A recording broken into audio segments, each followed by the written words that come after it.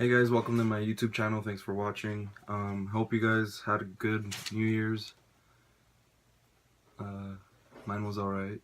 But anyway, today I'm gonna be talking about alien life, extraterrestrial, and extra-dimensional.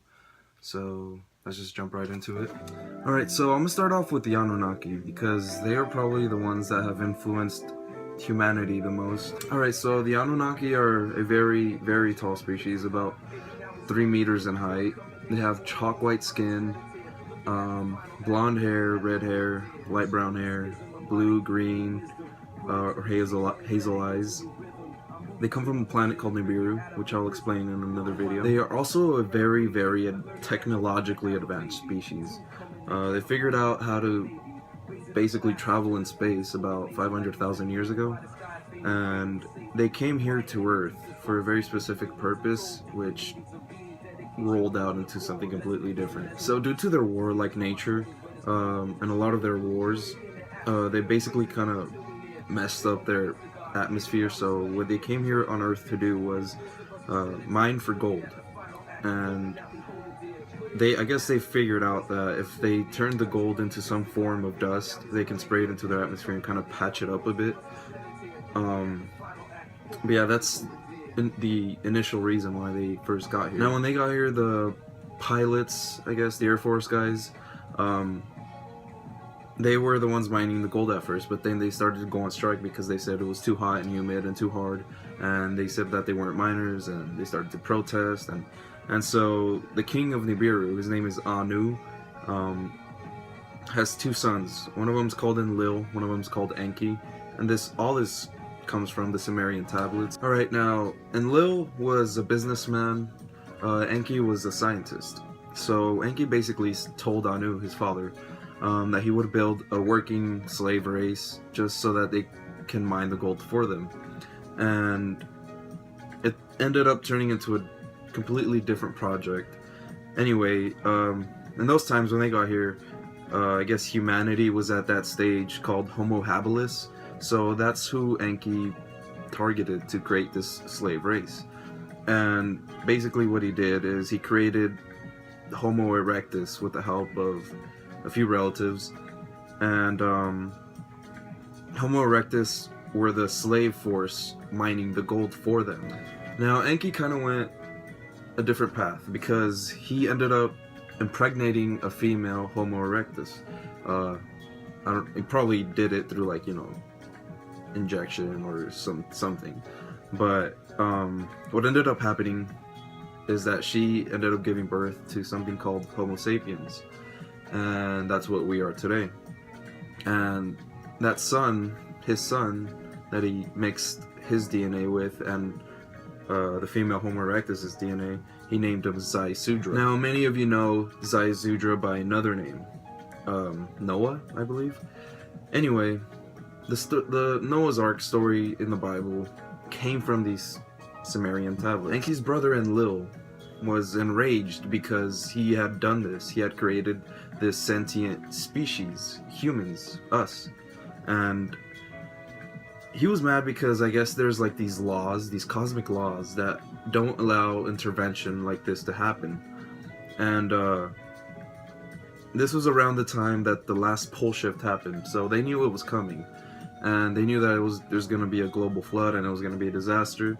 And so Enlil left us all here to die and basically get wiped out because it wasn't of natural evolution. It wasn't a natural evolutionary process. Enlil saw that Zai-Sudra had survived.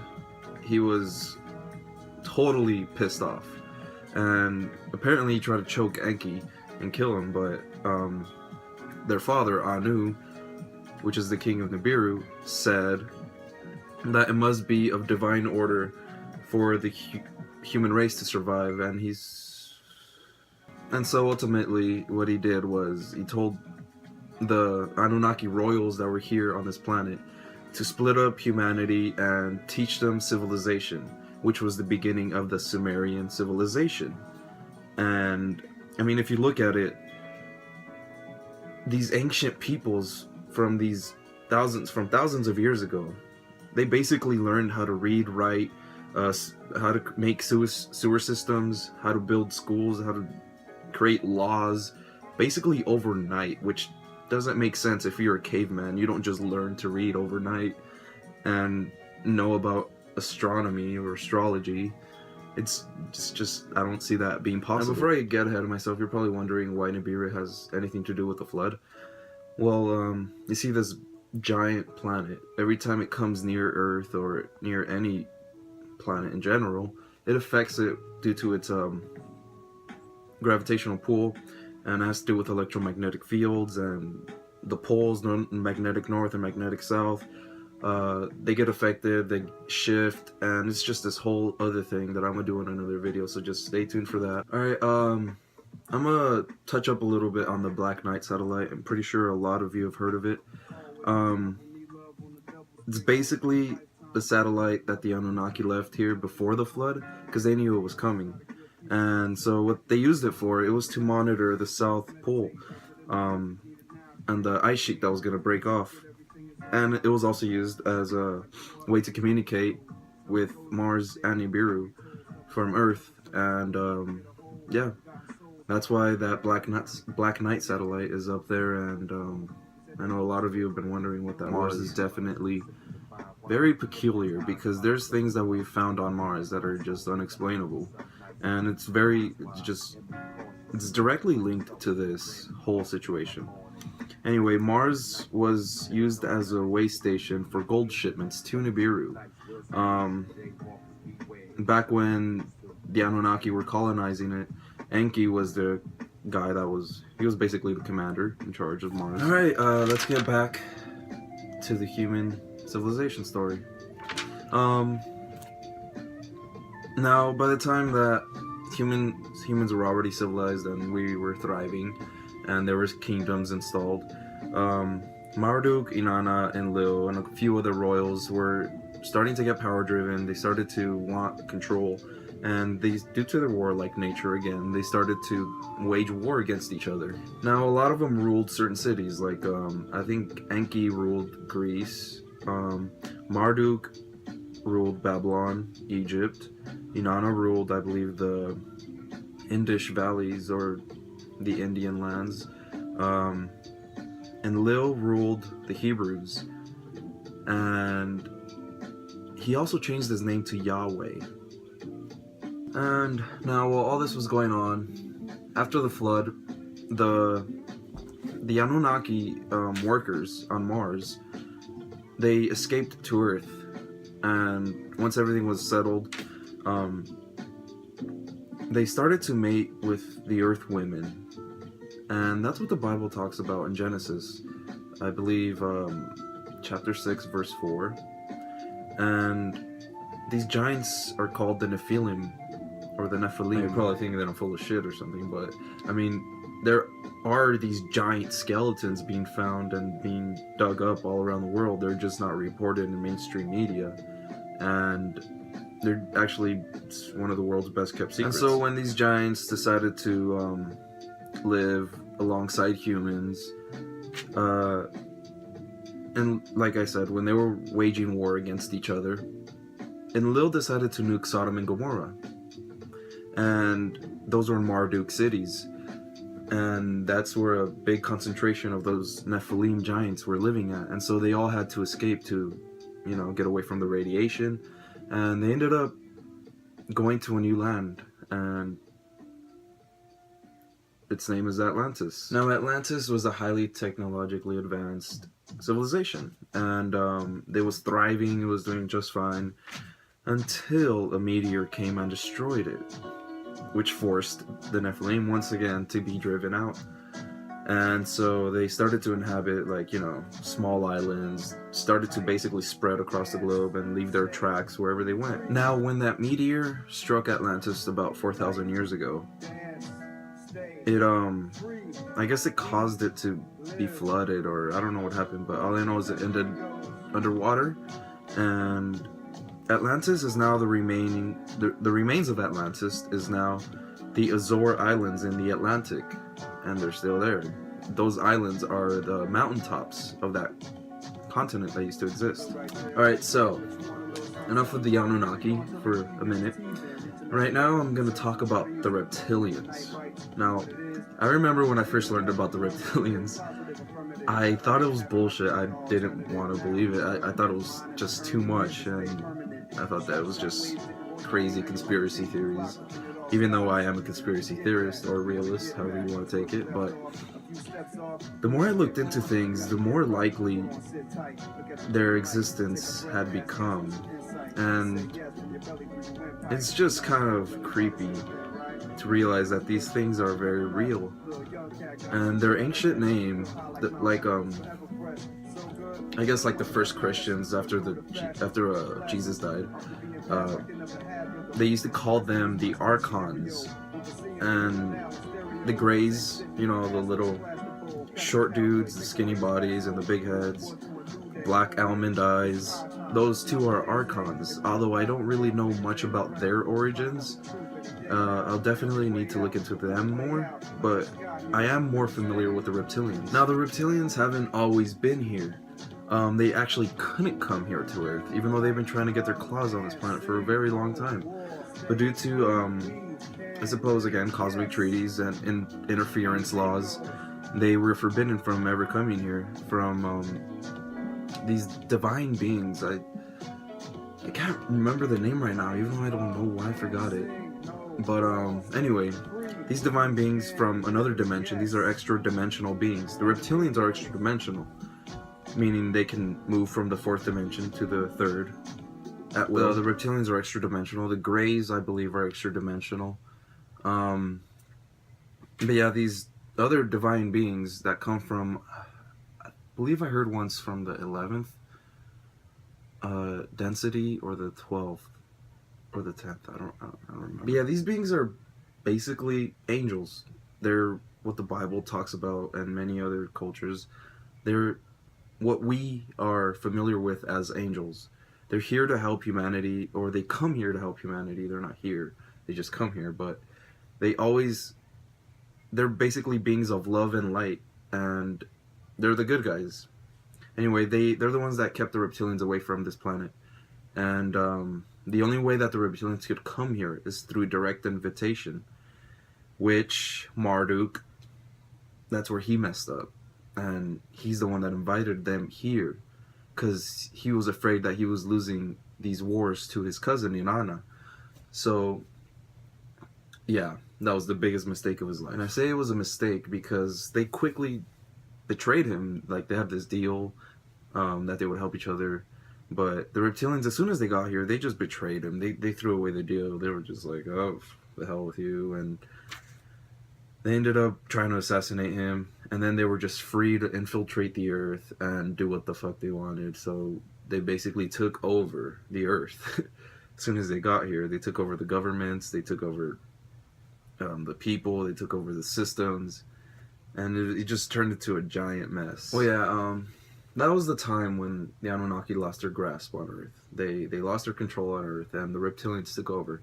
So what ended up happening ultimately is that the Anunnaki ended up turning into 13 royal families that we know as today as the Rockefellers, the Rothschilds, the Warburgs, etc.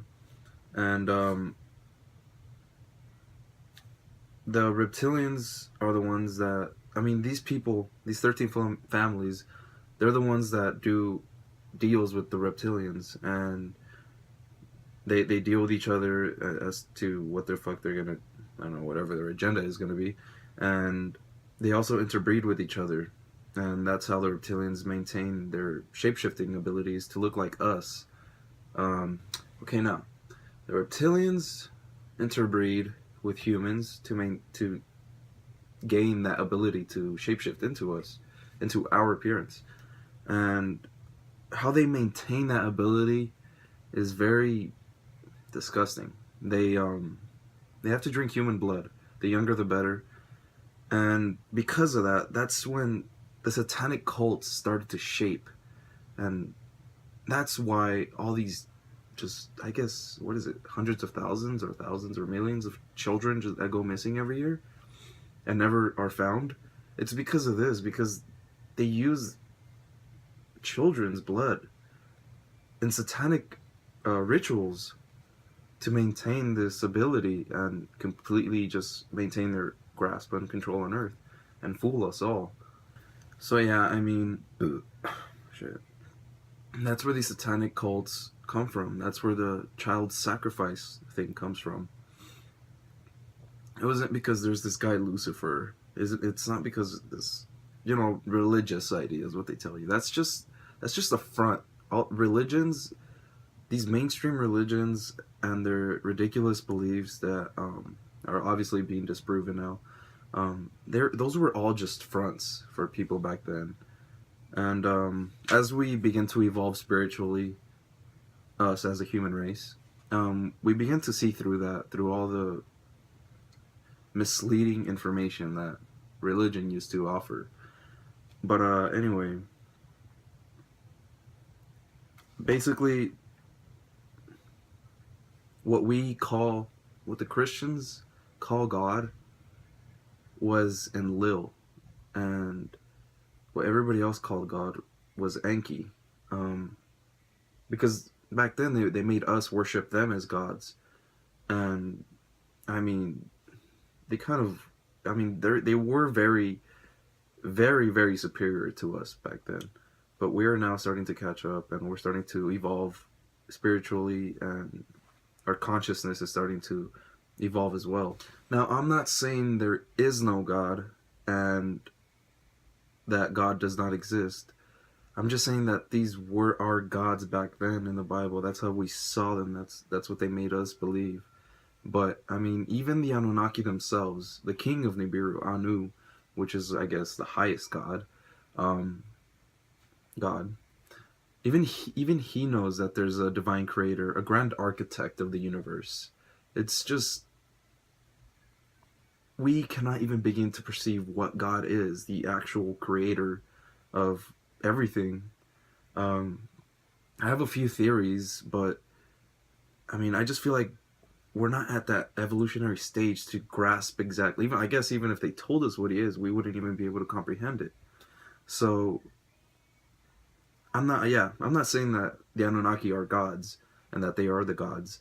But yeah, in our lifetime, happening right now, Nibiru is due to return.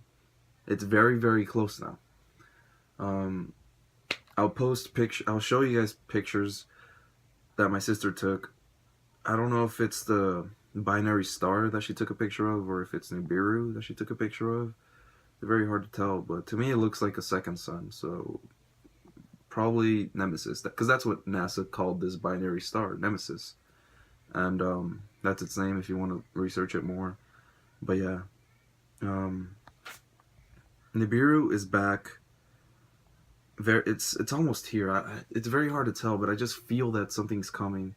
I feel it deep within me, and I know that it's basically here already. Now, what that means is that so are the Anunnaki, and now that they're back, I guess we're finally going to get disclosure as to what what the hell happened with humanity, what started all this, and how it's going to end. And I believe that they might make an appearance and expose everything, maybe. But I don't know what's going to happen, but I definitely know that the Anunnaki are back, and something will happen having to do with them. And yeah, Marduk and Inanna teamed. Oh yeah, I forgot to mention this, but Marduk and Inanna, they ended up teaming up to beat the lizards, so that they can leave us alone. And now they said that after all this is over, that they were gonna leave humanity alone. I'm hoping that this whole extraterrestrial, extra-dimensional life thing the disclosure will happen soon. And I hope that the governments of the world let us know what's really been going on and our roots and just everything, But yeah, thanks for watching, guys. I'm sorry I couldn't talk about the Greys that much. I don't know much about them, but I know that they're here definitely too, and that they have their own agenda as well. Oh, and I forgot to mention, a lot of this information that I have told you guys, I got it from a YouTube channel called Path to Ascension. I would definitely suggest you guys to go look into that YouTube channel. That guy knows what he's talking about. He's very wise and smart, and he explains everything so well. So, and he also talks about a lot more other things, not just this. But yeah, just definitely look into that. Path to Ascension, great YouTube channel, and like, share, and subscribe, I guess.